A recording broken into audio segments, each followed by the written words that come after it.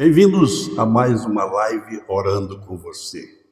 Nesse momento, nós convidamos você a estar conosco nesses momentos, nesse tempo curto, mas importante, para nós orarmos. Eu vou trazer uma palavra, faço sempre isto, uma palavra bíblica, uma reflexão para melhor conscientização e motivação da nossa fé. Em seguida nós estaremos orando. É rápido, mas é um momento importante. Eu sei que a maior parte das pessoas não entram juntas, então eu estou falando com você e vai entrar daqui a pouco, vai entrar depois e vai orar conosco. E as pessoas que vão entrar agora ao vivo vão orar juntamente conosco e vão ajudar-nos a fazermos este momento de reflexão e também de comunhão com Deus e com os irmãos. É muito importante que nós tenhamos comunhão uns com os outros, porque a nossa comunhão com o Pai, com o Filho, ela se reflete aqui quando nós amamos aos nossos queridos irmãos, a igreja. Eu peço a sua atenção para o texto bíblico que vou ler na epístola de Judas. Esse Judas aqui é o irmão do Senhor, é um dos irmãos do Senhor. E ele escreve o seguinte, vamos para o texto.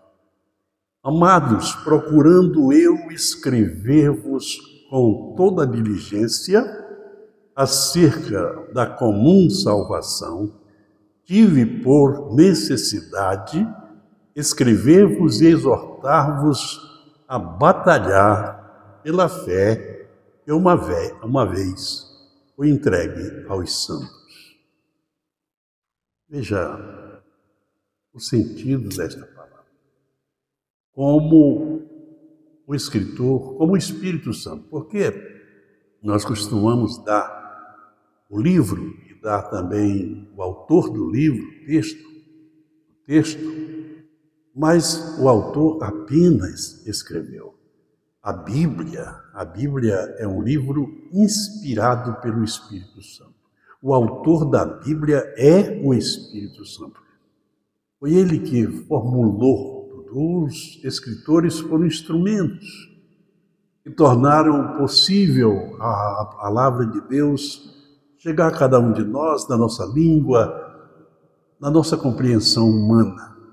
Mas o autor das palavras é o Espírito Santo. Mas veja que o apóstolo, ele usa aqui termos como me esforcei, fui diligente, usei a minha diligência. Diligência é esmero, é esforço, é ação, para vos escrever e vos exortar a respeito da comum salvação, da salvação natural, da salvação de todos. Ele chama de comum, porque é a salvação na sua plenitude, e chamar os irmãos a batalharem pela fé que uma vez foi dada aos santos. Isso é de suma importância. Imagine se Judas estivesse escrevendo isso hoje, porque hoje a necessidade é muito maior. A igreja, eu me refiro à igreja no Brasil, a igreja que já foi uma chama, que já foi aqui no Brasil, principalmente os pentecostais foram aqui dedicados. As pessoas que pertenciam à igreja não falhavam os cultos. Todo mundo tem sempre algum negligente. Mas a igreja reunia em todos os cultos. A igreja cultuava a Deus. E a gente podia sentir e perceber a presença de Deus, a operação de Deus em cada momento. Irmãos, às vezes sou acusado de ser crítico à igreja. Não sou crítico à igreja. Eu sou crítico o que a igreja não está fazendo, que devia fazer, ou o que está fazendo, que não devia fazer.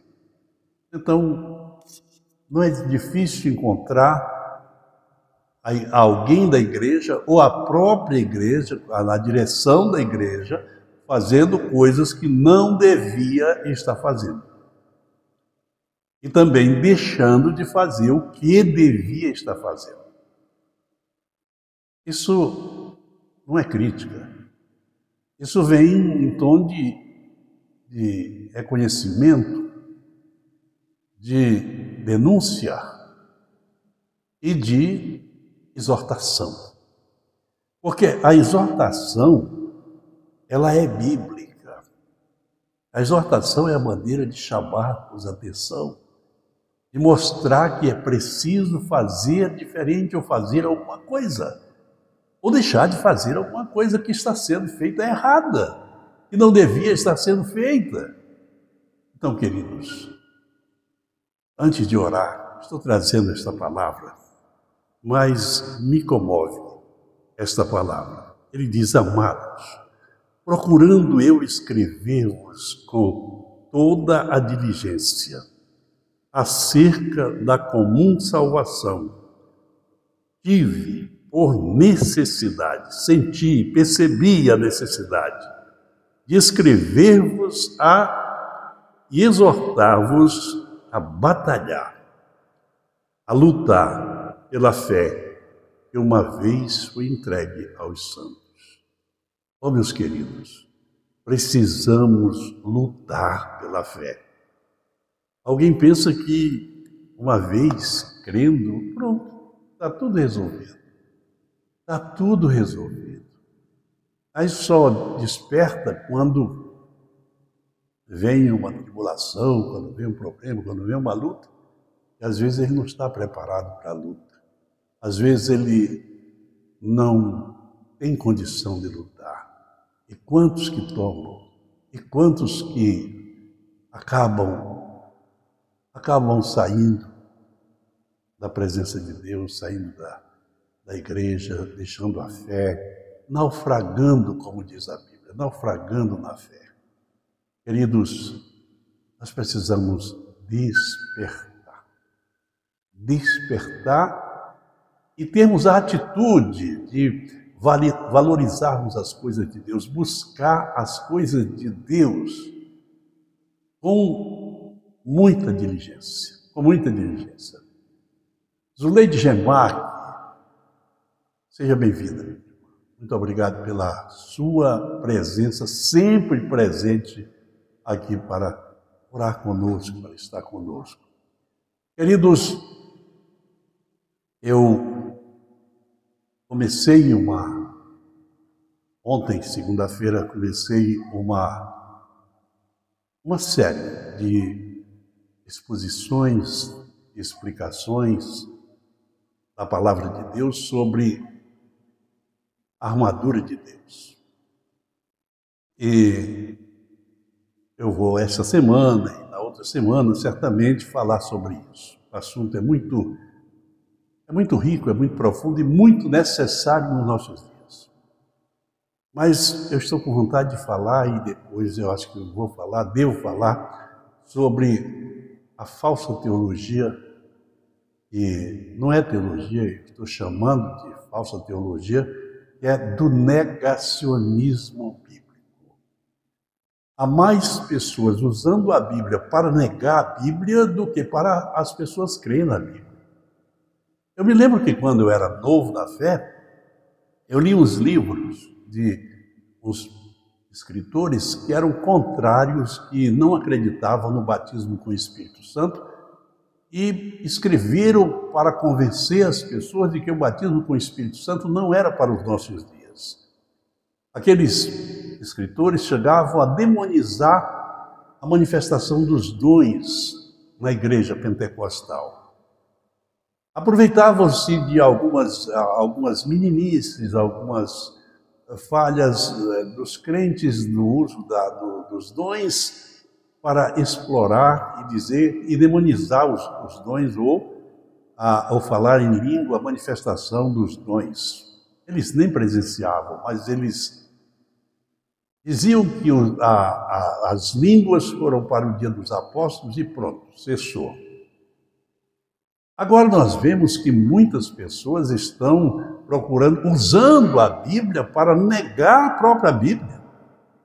Eu lembro muito de um pregador que ele leu lá o capítulo 4 de João, onde está escrito: convinha que Jesus passasse por Samaria. Ele terminou de ler o texto e diz: certamente não convinha que passasse.